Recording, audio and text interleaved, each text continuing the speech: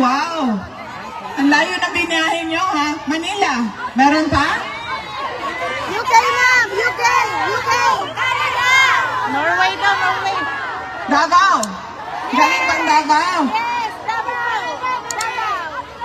Maraming salamat dahil binigay ninyo ang oras ninyo, ang araw na ito para sa ating pagtitipon at binigay ninyo ang pagkakataon na ito para kami ay mapakinggan at para tayo ay magsama-sama ngayong araw na ito. Maraming salamat sa inyo at baka makalimutan ko mamaya dahil sa sobrang excited ng aking mga mensahe sa inyo. Mag-ingat kayong pauwi mamaya o bukas o kailanman na babalik kayo sa inyong mga tahanan. Mag-ingat po kayo.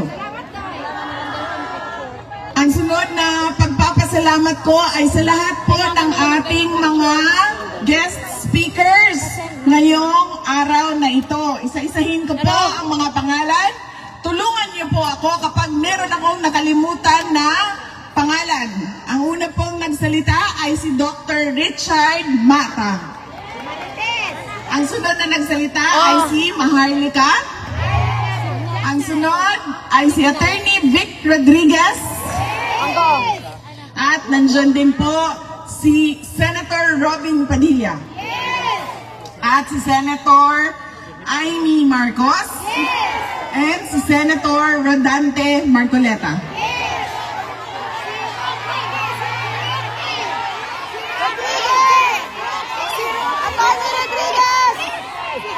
Harry Roque. Pag sabay-sabay ka nagsasalita, hindi ko naririnig. At, yes, of course, nakalimutan ko dahil dito na siya nakatira. Si spokesperson natin, Attorney Harry Roque. At nandito din si Congressman Bem Noel ng Anwaray Party List. At si Councilor Girlie Balabang.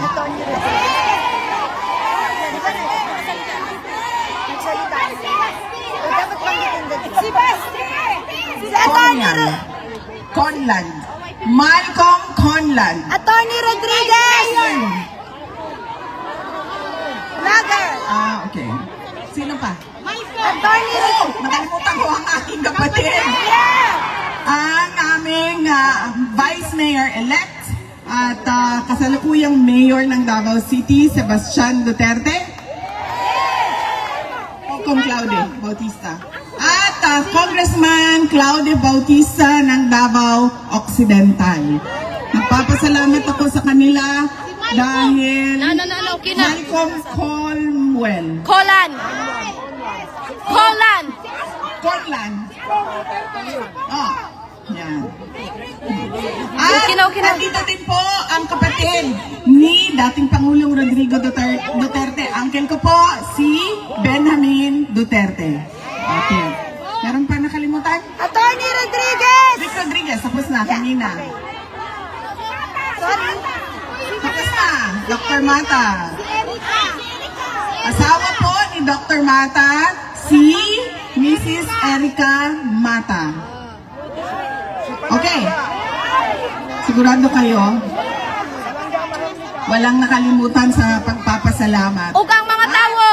Ang susunod na pagpapasalamat ay sa lahat po ng volunteers ng ating rally gathering ngayong umaga na ito. Nagpapasalamat po ako sa kanila. Hindi ko po sila maisa-isa dahil napakarami po ng volunteers natin dito sa The Hague at sa Netherlands at iba't ibang mga lugar na nagsama-sama para mabuo yung ating pagtitipon ngayong araw na ito. Maraming salamat po sa ating mga iakyat po ang kamay, mga volunteers. Andyan po sila, mga volunteers natin. Maraming salamat sa inyo. Ang susunod na pagpapasalamat po ay mga kaibigan natin sa media. Dahil nandito sila, naninigurado na marinig ang boses natin sa buong mundo. At ang huling pagpapasalamat ay sa local government ng The Hague, Netherlands. Dahil tinulungan nila tayo na mabuo yung ating programa ngayong araw na ito. Meron pa ba akong nakalimutan pasalamatan? Okay. Kami Anong lugar, ma'am? UK! London! I-adgat niyo yung banner niyo, ma'am, para mabasa. London! UK! United Kingdom. Amsterdam! UK. Ma'am, ayaw niyang sumama sa inyo. London. United Kingdom. Amsterdam! Amsterdam! Oh! Switzerland. Okay. Butuan City, Mindanao. France. Ma'am, anong flag yan? Ito! Germany. Hindi ba ito yung Germany? Ano pa, ma'am? Spain! Ma'am, hindi mo alam, dala-dala mo flag mo, sasabihin mo, Germany ka. Ano yan? Belgium! Belgium! Ay, sa Germany. Belgium! Magpapaka sila ng flag. Belgium.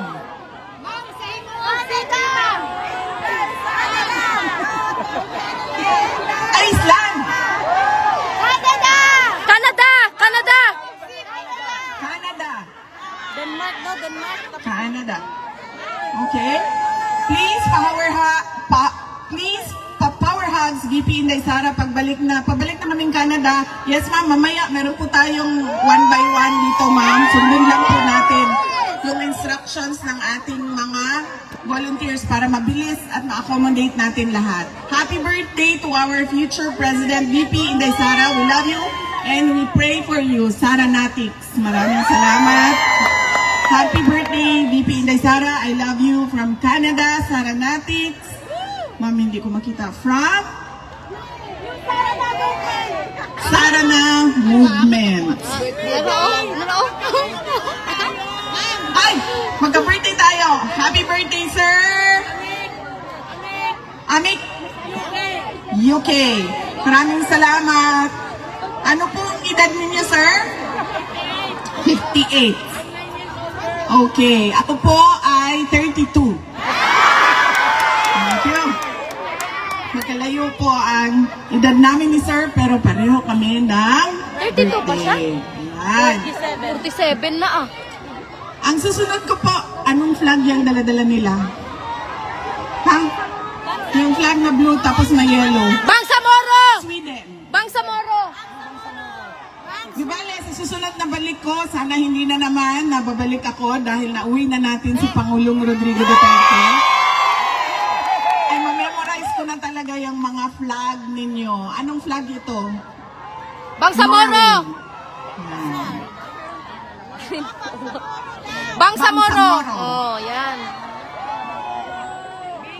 Yung red, white, and red, ay blue, white, and red, France. France. France. Ayan. Ang susunod ko po na mensahe ay mensahe po sa ICC na pakawalan nyo na at ipadala nyo na pauwi si dating Pangulong Rodrigo Duterte sa Pilipinas. Dahil gaano man nasabihin nila na wala na kami kung paano siya kinuha, dinukot, kinidnap doon sa Pilipinas, ang importante ay nandito siya sa amin at tutuloy yung paglilitis, ay dapat hindi ganon.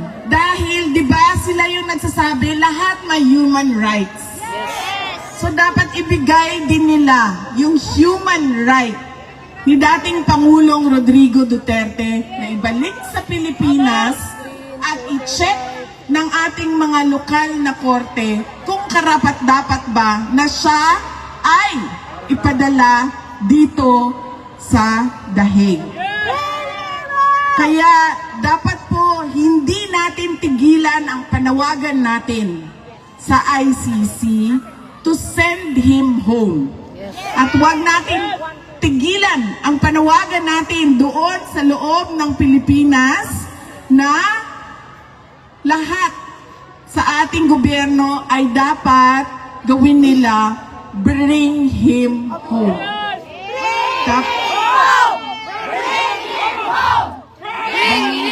home! Bring him home! Bring him home! Bring him home! Hindi po dapat ipikit ng korte ang kanilang mga mata na sila ay walang jurisdiction sa kaso. Nagsimula sila sa kanilang investigasyon 2 taon matapos tayo umalis sa pagiging miyembro ng ICC. Hindi po pwede yon na kahit kailan pwede ka mag-imbestiga. Dahil ibig po sabihin nun, kapag sinabi mo, 5 years from now, mag-iimbestiga ako. 6 years from now, mag-iimbestiga ako. 20 years from now, mag-iimbestiga ako. Hindi pwede yun. Dahil ibig sabihin nun, wala nang katapusan. Nahahamulin ka pa ulit-ulit. Tubig, tubig! Ay, wala po si Kateki.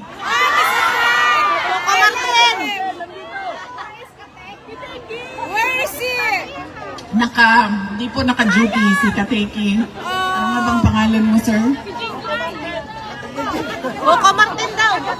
Si Jingo! Coco Martin!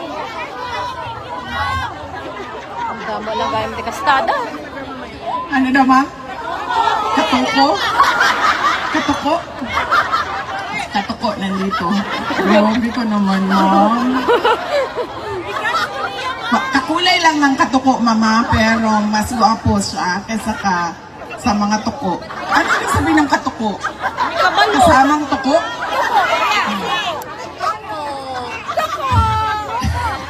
Hindi pwede. Hindi pwede. Na kung kailan mo gusto ikaw mag-imbestiga, ay ganun ang gagawin mo dahil hindi matatapos eh. Kaya wala na silang jurisdiction sa kaso na ito. Huwag nilang ipikit ang kanilang mata sa pagkidnap sa ating dating Pangulo. Sa katotohanan na wala silang jurisdiction. Kaya kailangan, huwag natin tigilan. Paulit-ulit ang panawagan natin, ICC, send him home. Yun lang ang hinihingi naming lahat, mga Pilipino sa buong mundo. Ibalik ninyo sa amin ang aming dating Pangulong Rodrigo Duterte. Yes!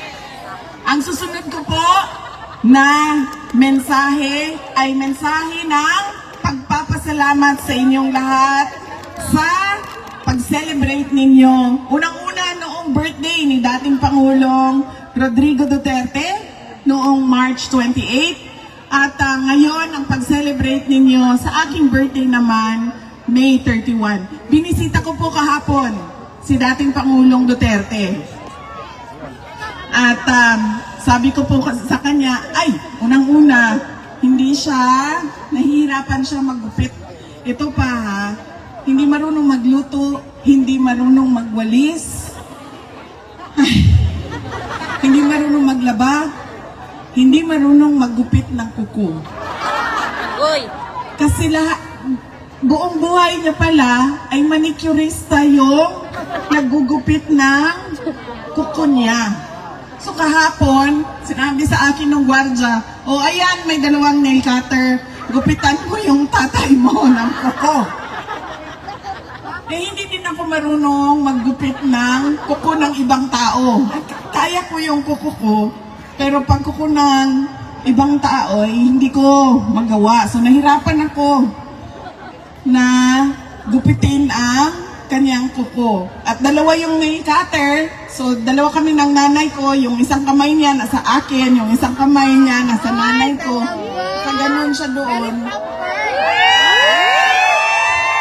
Nagugupit kami ng kuko niya. First time in my life, nagupitan ko ng kuko ang aking tatay. Meron palang tao na ganun, no, na hindi marunong maggupit ng kuko. Alam ko din, ayaw ng aking mga anak na maggupit ako ng kuko nila kasi nasasaktan daw sila. Kay puok daw kaayo ko kung maggupit o kuko na wala nang naiwan na puti lahat yan. Kasi ayaw ko, hanggang, nandyan na yung laman. Kasi ayaw ko yung merong lampas sa, lampas sa laman. Gusto ko talaga. Nasa dulong-dulo na talaga. Kaya yung mga anak ko, ayaw din nila magpagupit ng kuko sa akin. Kaya hindi rin ako marunong maggupit nung tama-tama lang na gusto. Depende, iba-ibang gusto ng tao sa kuko nila.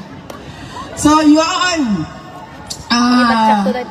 Ginupitan namin siya ng kuko. Tapos habang naggugupit ako ng kuko sa kanya, nakatingin siya sa akin. Tingin-tingin siya sa akin. Tapos sabi niya, alam mo, habang tumatanda ka, nagiging kamukha na talaga kita. Sabi niya sa akin. Tapos paulit-ulit niya sinasabi, Ito ang ilipat doon sa... kamukha na talaga kita. Tapos sabi ko sa kanya, Papa, kamukha mo ako. So, sinong mas maganda sa amin ni mama ko? Ako o siya? Ay, sabi niya, mas maganda ka sa nanay mo. Pero sa totoo lang, alam nyo, lagi yan, di ba, na sabi nila, improvement of the race daw yan. Maganda ang nanay, mas maganda ang anak. Pero sa amin, hindi ganyan ang nangyari. Alam nyo po, mas maganda ang nanay ko kesa sa akin. Nasaan na yung...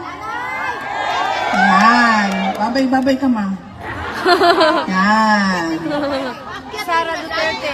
Sige na ka, Matt. Kung ako ay 31 years old lang, ang nanay ko po ay 47 years old lang po. Yan. Teenage pregnancy po ang nangyari. Biro lang ha, baka meron na naman dyan mga ayaw umintindi at hindi pinipilit na mali ang nasabi.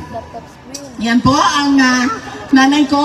Kahapon, binisita namin si Pangulong Rodrigo Duterte. Masaya siya, nagtanong naman siya, in-update ko naman na siya. Ano nang mangyayari sa oath-taking ng mga nanalo sa Davao City, ano na ang oath-taking ng mga senators, at anong mangyayari sa July, sa August, sa September, sa mga kailangan namin gawin na trabaho sa Office of the Vice President at sa Davao City. Yan po ang mga updates. Pinaabot ko din sa kanya. Sabi ko, kung makapunta ka bukas, ay meron kaming rally para sa iyo. At invited ka.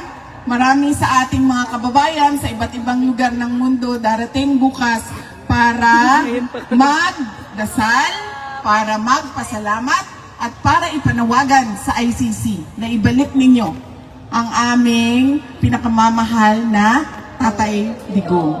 Alam niyo po, kayong lahat ay nandito sa the Netherlands, sa iba't ibang bansa sa Europa o sa ibang continent. Dahil, bakit? Naghanap kayo ng oportunidad para sa sarili ninyo at para sa pamilya ninyo. Hindi po ba nakakalungkot yon para sa isang bayan na ang mga tao ay umaalis? Dahil unang-una walang trabaho. At kung meron mang trabaho na makita, ay kakapiranggot yung sweldo. Walang pabahay na kaya ng mga tao. Walang healthcare. Napakaganda ng healthcare ninyo dito sa Europa. Doon sa atin, alam nyo ba? Di ba? Yeah. Ang pamilya napupuno sa utang kapag nagkakasakit yung nanay, yung tatay, yung kapatid, yung anak. Nakakalungkot na ganun yung bayan natin. Di ba po ba dapat ang pangarap natin, ang vision natin, ang plano natin ay papunta doon sa kung ano yung nakikita at pinunta natin dito sa Europa. Pero hindi nangyayari yun.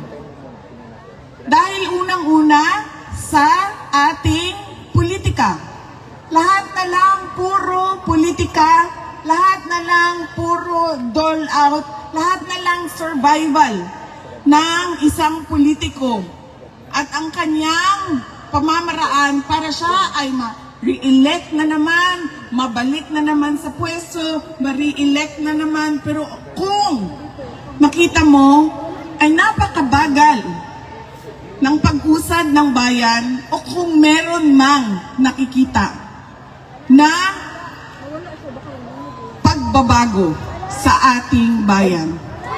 Kaya napakahalaga, mga kababayan, na tinutulak natin ang ating mga leaders na ibigay ang karapat-dapat na serbisyo sa taong bayan at sa bayan. Hindi mahirap hanapin, hindi mahirap tingnan, hindi mahirap tanungin kung ano ba yung karapat-dapat. Dahil nakikita natin yan sa ibang bansa. Nakikita natin sa Europe, nakikita natin sa Japan, nakikita natin sa Australia, sa Taiwan, sa Qatar. Galing akong Qatar. Nakikita natin. Pero bakit hindi natin nakikita sa ating bayan? Kurap! Diba? Hindi ko sinasabi na maswerte kayo kasi nandito kayo. Dahil marami sa inyo, hindi nyo naman dala yung pamilya ninyo eh. Yung iba, oo, nadadala nila ang asawa nila, ang anak nila. Pero yung iba, nandoon yung pamilya nila. At sila yung naghahanap buhay dito, naninigurado na makatapos, makapag-aral yung nandoon, may bahay, may kinakain, may nabibili ang gamit at mga pangangailangan.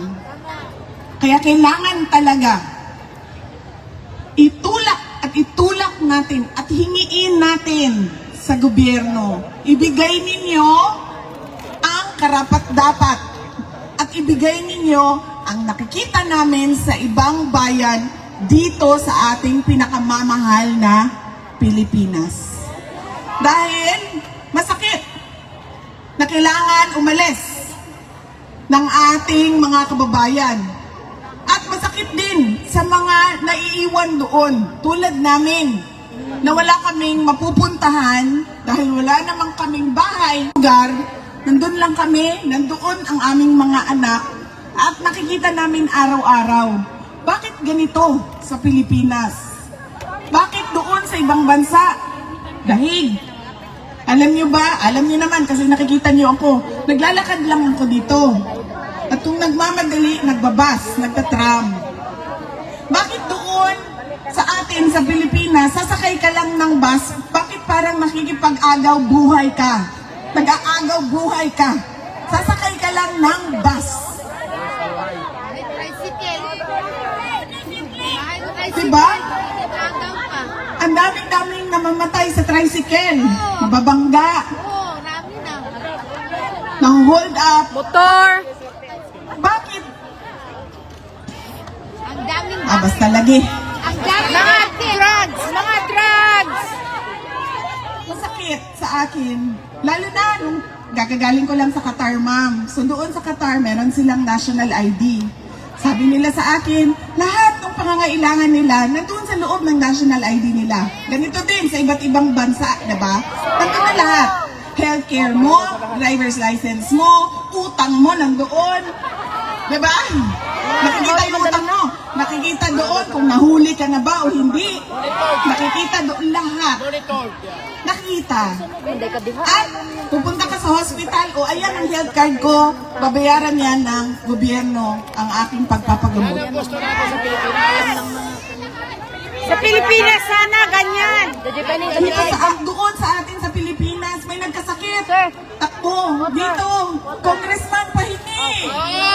Takbo dito, mayor pahingi. Takbo dito, konsehala pahingi. Kulang pa. Tapos, pagkita mo sa PhilHealth, 2,000.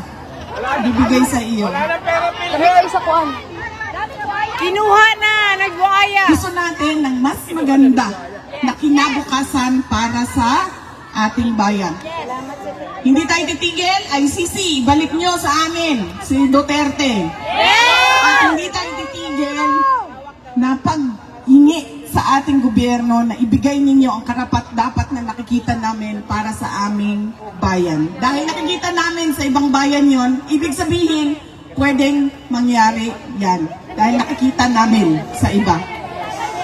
Dito ang taxi namin, pinabalik ng gobyerno sa healthcare at sa infrastructure. Sa Pilipinas, ang taxi namin, pinubulsa ng mga buhayang politiko. Dito, ang taxes nababalik sa social services. Sa Qatar, wala silang taxes. Baka may mag-isip sa inyo lumipat ng Qatar. Wala silang taxes doon. Walang deductions at all. Pero libre lahat. Dahil, ano ba, ang treasure o kayamanan ng isang bayan ay hindi ang mga politiko. Ang kayamanan ng isang bayan ay ang mga mamamayan. Kaya dapat nauuna ang mamamayan bago ang politiko. Dahil ang trabaho ng politiko ay ibigay kung ano ang karapat-dapat sa bayan at sa mga mamamayan. Kaya huwag ninyong kalimutan sa araw na ito, May 31, pagpapasalamat sa Diyos, pananawagan sa ICC, huwag tigilan hanggang hindi ibalik yan. Tatay digong natin. At pangatlo, panawagan, demand sa gobyerno ng Pilipinas. Ibigay ninyo kung ano yung karapat-dapat para sa taong bayan at sa bayan. Yaan ang tatlong mensahe na kailangan natin isa puso at isa isip lagi. Na kahit saan man tayo pumunta, ay kailangan natin magkaisa. Na gawin at magkaisa sa panawagan at magkaisa sa demand natin sa ICC at sa ating pamahalaan. Hindi po mahalaga ang reconciliation. Bakit ba? Bakit po merong reconciliation? Mahalaga ba ang problema natin na personal? Yes! Diba? Mahalaga ba ang away nating dalawa, ma'am? Hindi. Anong magpakialam ng mga naghihirap, nagugutom, hindi makapag-aral sa away nating dalawa? Unahin natin ang trabaho. At unahin natin ang pangangailangan ng taong bayan. Yaan yung trabaho nating lahat bilang mga mamamayan at mga mamamayan na nagmamahal sa ating bayan. Yes! Yan po ang kailangan natin gawin. Isa puso, isa isip. Isa puso. Isa puso. Yes, ma'am. Ilagay natin yan lagi sa isip, ilagay natin yan lagi sa ating, ipasok natin yan sa ating puso. Kaya kahit saan man tayo pumunta, alam natin kung anong sasabihin natin sa lahat ng lahi. Hoy, ICC, unang-una, ibalik nyo yan. Pangalawa, oy, kami pala yun, nasa gobyerno ng Pilipinas. Oy, Inday Sara, magtrabaho. Huwag na yan unahin yung pakikipag-away. Personal na mga problema ng mga politiko. Yan po ang kailangan natin gawin at yan ang ating panawagan. Alam niyo po, madami ang nag-celebrate ng May 31 dahil birthday ni Sir. May kaway, Sir? Marami ang naghanda. Nagpapasalamat ako kay Senator Amy dahil merong 3 lechon sa likod para daw sa inyong lahat. Nakapanta! At merong 300 na cupcakes galing kay Senator Amy para daw sa inyong lahat. Wow! Sa Pilipinas at sa iba't ibang lugar sa mundo, madami ang nagpa-party at nagpa-Thanksgiving. Marami ang nagpa-feeding at nagpakain sa mga gutom. Marami ang namigay at nag-share ng blessings sila sa iba't ibang mga kababayan natin doon sa iba't ibang lugar sa Pilipinas at marami ang nagbigay ng kanilang mga birthday wish. Alam niyo po, ang wish ko ngayon na birthday ko ay ngayong 28 years old na ako. Ang wish ko. Kanina 32, naging 31. Ngayon naging 28 na. Pagkatapos ko dito, ay 15 na lang talaga yan, sir. 15 years old. Ngayong araw na 28 years old ako, unang-una, sana ay bigyan kayo lahat. Lahat ng Pilipino sa buong mundo ay bigyan ng Diyos ng magandang kalusugan, good health.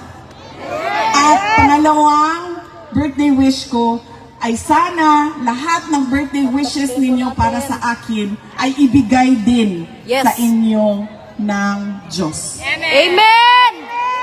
Papasalamat po ako sa kasiyahan ninyo sa araw na ito dahil meron tayong sineselebrate pero nalulungkot din tayo dahil hindi natin kasama si dating Pangulong Rodrigo Duterte. Na sana ay sa susunod na May 31 ay makita ninyong naglalakad na siya, nakalaya at maka-attend ng mga birthday at celebration at makabalik na siya sa Davao City bilang mayor ng syudad ng Davao.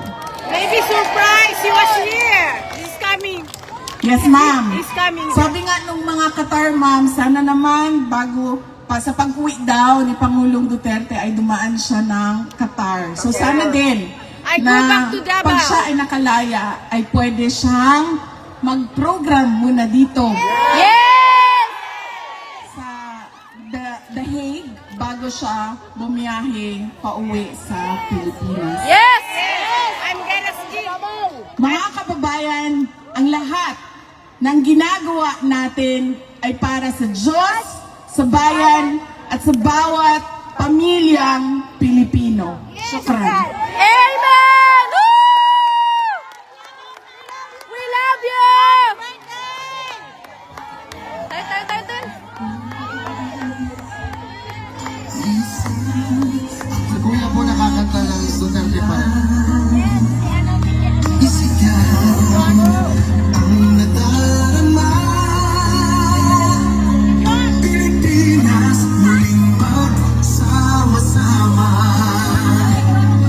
Pilipinas, Duterte pa rin. Ladies and gentlemen, by the way, we are going to do the series of events first, but crowd shot muna. Rato ni Roque. We'll have photo ops with the Vice President.